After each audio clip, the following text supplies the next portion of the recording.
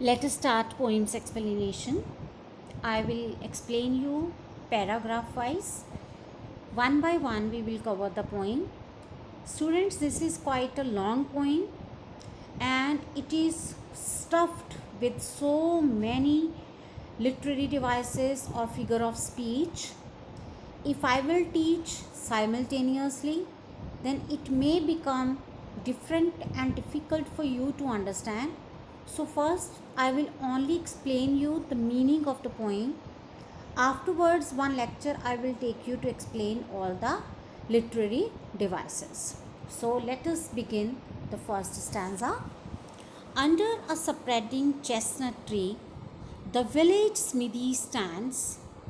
The smith, a mighty man is he, with large and sinewy hands, and the muscle of his bony arms are strong as iron bands.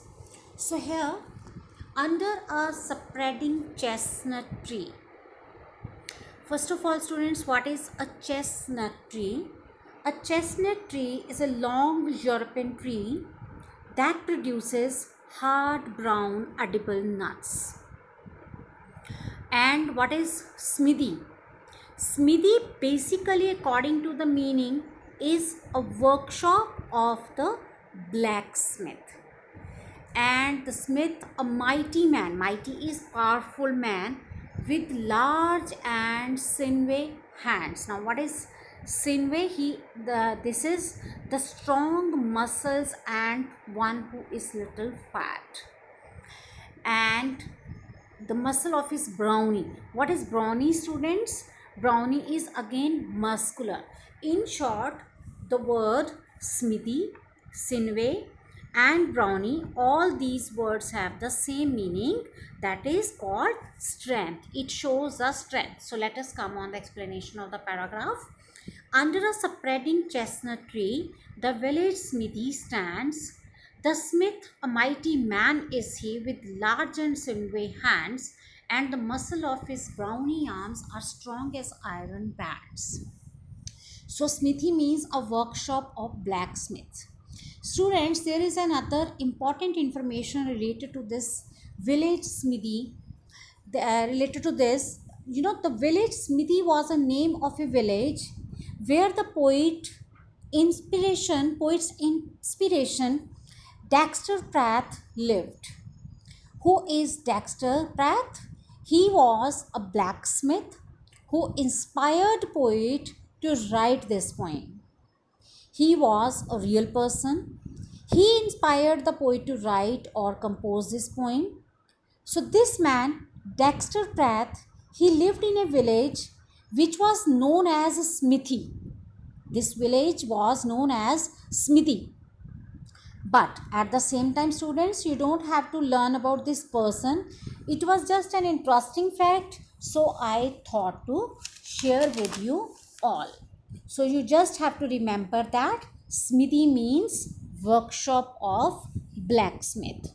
Now, under a spreading chestnut tree, what spreading chestnut tree means?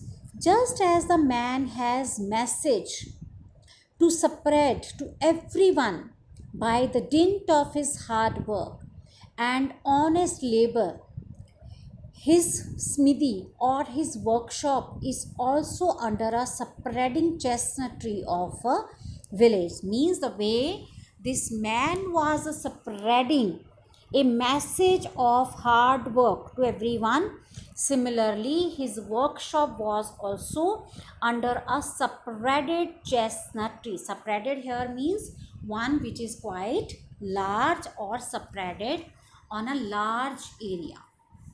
So, under a spreading chestnut tree, the village stands. Smithy stands. Under that chestnut tree, a village smithy was established. The village smithy stands.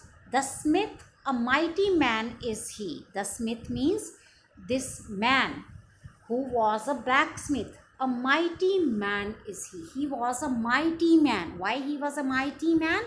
Because he was so strong because of his hard work.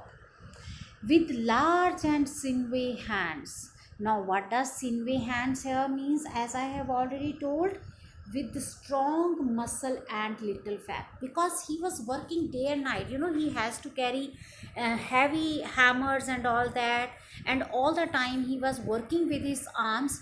So that's why he has grown muscles on his arms.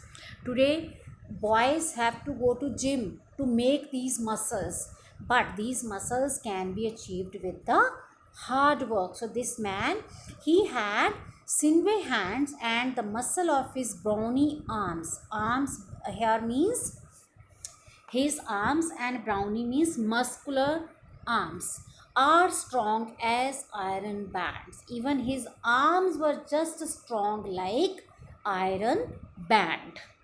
His hair is crisp and black and long. His face is like the tan. His brow is wet with honest sweat.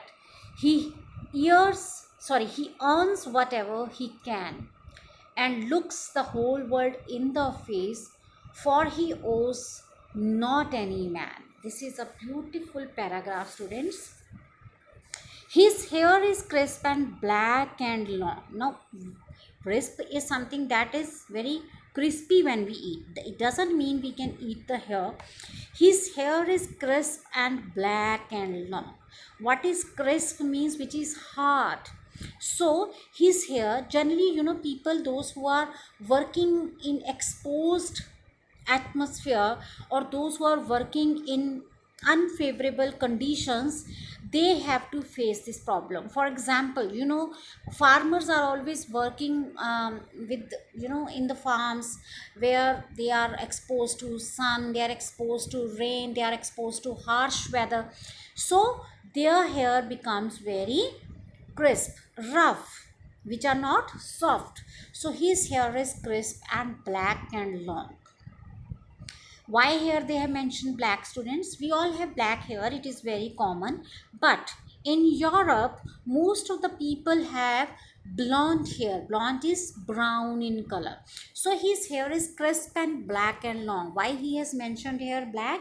Because it can be possible that he was always working before the fire, or he was working so hard, because of that maybe his hair grown black. Long, what does mean here? Since he was working so hard day and night, that he was not even bothered about the time, he was not even noticing that his hairs need a haircut, so his hair were growing long. His face is like the tan. His face is like the tan here means, students, when we say the tan, that means it is not used as an adjective here, it is used as a noun here. His face is like the tan. Why it is called the tan? What is the meaning of tan here? Generally in common language, when we are exposed to sun and we feel that some, our skin has grown some patches, then that means our skin is tanned. Our face or our complexion, we say it is tan. But here it is not the same tan. Here they have, the actual word tan means a bark of an oak tree. So since he was working under the fire and all that, so his face has become just like the bark of the oak tree, brown in color or rough very much. Okay. So his brow is wet with honest sweat. What does brow means? Brow is called forehead. So his brow is wet with honest sweat. He earns whatever he can and looks the whole world in the face, for he owes not any man. So his brow is wet with honest sweat. Now, what is honest sweat here, students, mean? We know that sweat cannot be honest or dishonest. It is just an expression of the poet. But why poet has used this term? His brow is wet with honest sweat. First of all, his forehead was wet with the sweat. Now, why it is specifically mentioned honest? Because he was working so hard. He was working so honestly. He was not cheating to anyone, he was not cheating on his work. That's why the sweat that was flowing on his face or on his forehead is termed as honest. Now, if a thief, suppose, is running just because he should not be caught, he is running and he is sweating, you can't say it an honest sweat, because he is not doing any honest work, but he is working hard. So hard work and honest work are totally different terms. Here the poet has tried to mention the work he is doing is so honest, that's why even his sweat is mentioned as honest sweat. So his hair is crisp and black and long, his face is like the tan, his brow is wet with honest sweat. He earns whatever he can. He earns whatever he can here means he was not running after the money. He was not using unfair means just to mint money or just to increase his money. He was not doing anything wrong, he was just doing his work honestly, and whatever possible earning was, he was earning from that, and looks the whole world in the face, for he owes not any man. So what does this line mean? He looks the whole world in the face. Beta, it has a very very deep meaning. Means he was such an honest man that he was facing the world boldly, strongly. One who has done something wrong cannot face the other honestly or boldly. When you have not prepared for your test, or you have got, suppose you are given a test and you have scored 10 out of 10, but you know this test, when you were giving, you were not actually prepared for the test, but you have cheated from your friend, and because of the cheating you have got 10 out of 10. Will you be able to face your teacher? Will you be able to face your parents to show your marks? No, because inside you know this is not your honest effort. This was all because of the cheating you have done. So, because this man is such an honest worker, so he looks the whole world in the face. That means he was facing everyone very strongly, boldly, firmly, honestly, for he owes not any man, because he does not oblige to anyone, because he has not done anything wrong to make someone happy. He just did his work honestly. Okay, so let us move on the next paragraph. Week in, week out, from morn till night, you can hear his bellows below. You can hear him swing his heavy sledge with measured beat and slow, like a sexton ringing the village bell when the evening sun is low. So, what does here mean? Week in, week out, from moon till night. Students, you might have heard the term working 24 by 7. 24 by 7 means in a day there are 24 hours. Similarly, there are 7 days in a week. A person who works morning till night and the whole week, then it is called to be 24 by 7. Similarly, this man week in, week out, from morn till night. So he was also working from morning till night. You can hear his bellows blow. Bellows here means, what is bellow? This is beta a mechanical device. I think you all might have seen the person who is trying to do something with the iron. You know, if fire is generally seen when any person is working on such machines, and for that they need to, you know, blow some air. That instrument is called bellows. Okay, so week in, week out, from morn till night, you can hear his bellow blow. You can hear him swing his heavy sledge with measured beat and slow. What is a sledge? Sledge is a large hammer. So you can hear him swing his heavy sledge. Swing his heavy sledge here means because he was working with his hammer. to give shape to any instrument, to make the machine or something, he has to always work with his hammer. So swinging here means because he was hitting hard on that metal, so the poet has used the term swings. You can hear his bellows blow. You can hear him swing his heavy sledge with measured beat and slow, like a sexton ringing the village bell when the evening sun is low. You can hear him swing his heavy sledge with measured beat and slow. What does here measured beat and slow means?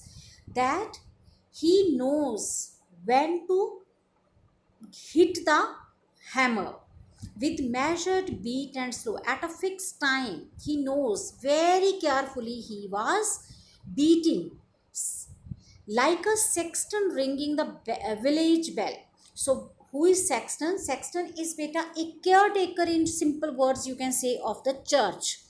A person who takes care of the church, who has to ring the bell, who has to see all the other activities in the church, is called sexton. So both of them are working till the sun is low, when the evening sun is low. Evening sun is low here means when the sun sets. So this man blacksmith, similarly sexton, they both are compared here, that they both are working very hard. They both have to take care of each and every activity. The sexton has to hit the bell or swing the bell. Similarly, blacksmith has to swing his heavy sledge, and they both are working till the sun is low. So that's why he is compared here with this church man. And children coming home from school look in at the open door.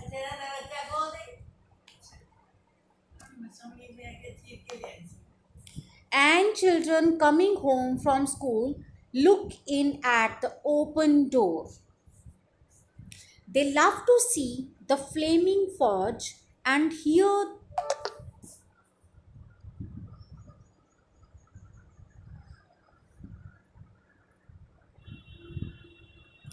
they love to see the flaming forge and hear the bellows roar and catch the burning sparks that fly like chef from a threshing floor.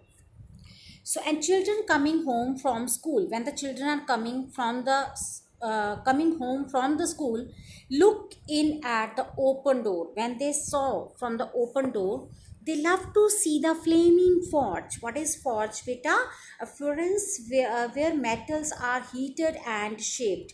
In your book, they have shown a beautiful picture also related to this. So when they come back and they see all that flaming forge and hear the bellows roar and the sounds, and they were listening, and catch the burning spark that fly, catch the burning spark that fly when the blacksmith is hitting on the metal, and you can say a fire is produced. So those sparks, they were flying. How they were flying?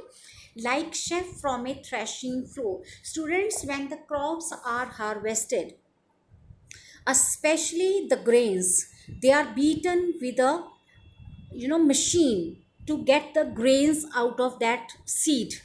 So when that is done, that process is taking place, the coating of the grain is generally flying in the air. Similarly here, the poet is trying to say, the catch the burning sparks that fly when the smith is hitting on that metal, the fire which is created or produced, it is flying similar way as the chef from the threshing floor is flying. Okay.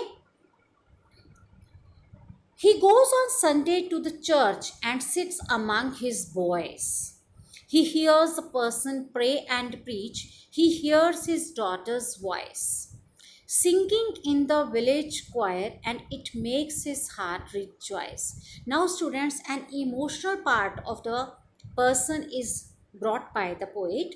Earlier, we were talking about his honesty, his hard work, his muscles, but now we are talking on emotional part of the person. He goes on Sunday to the church. We know that Christians are always going to the church on Sundays. It is a special day for their prayers. So on Sundays he goes to the church and sits among his boys. Here he's trying to tell, the poet is trying to tell, that this person is not only a hard worker, but he is a social person also. Social person as in that if it is time of his work, then he's working, but at the same time he's equally contributing or devoting his time towards the prayers, towards the God, or being social. So he goes on Sundays to the church and sits among his boys. Here, boys doesn't mean any boy. Here, boys means his own son. So he sits with his own sons. He hears the parson pray and preach. Parson is that person, beta, who is preaching in church. That is called to be parson. So he hears the parson pray and preach, the way he is preaching or praying. So he hears to that person. He hears his daughter's voice singing in the village choir, and it makes his heart rejoice. So here one more a very delicate part of this person is brought, that he has done so good grooming to his children, that not only he is dedicated towards our religious duties, but his children are also equally devoted towards our religious duties. He hears his daughter's voice singing in the village choir, and it makes his heart rejoice. When in village choir, in prayers time, he is listening his daughter's voice, it is giving him very much, internal happiness. His heart is happy. It sounds to him like her mother's voice. Here, her mother's voice means wife of the blacksmith. It sounds to him like her mother's voice singing in paradise. So it shows that his wife is no more. So when his daughter is singing in his daughter, he is feeling that it is his wife's voice who is now residing in paradise. Paradise, you all know, heaven. After death, when we are departed, our soul is departed, it is believed that we live in heaven or in paradise. So he is feeling in his daughter's voice the voice of his dead wife. He must think of her once more, how in the grave she lies. So he starts just thinking that how she is living in the grave, and he just loses in the memories of his wife. And with his rough hand, he wipes a tear out of his eyes. So, very beautiful expression the poet has brought here. And with his rough hands, his hands are rough because of the work he is doing, the hard work that he is doing. He wipes a tear out of his eyes, but he is such an emotional person. Very softly he wipes his tears which have come from his eyes as he is missing his wife. So he is remembering here his loving wife. He is strong physically, but at the same time, mentally, he is very, very emotional. That's why poet has brought very beautiful expression that he wipes a tear out of his eyes as soon as he recalls the memories of his wife who is living in graveyard or who is living in the paradise, heaven. He misses her so much that he starts crying, and then immediately he wipes that tear. Students, next I will show in next video. Okay, till now I have to end here.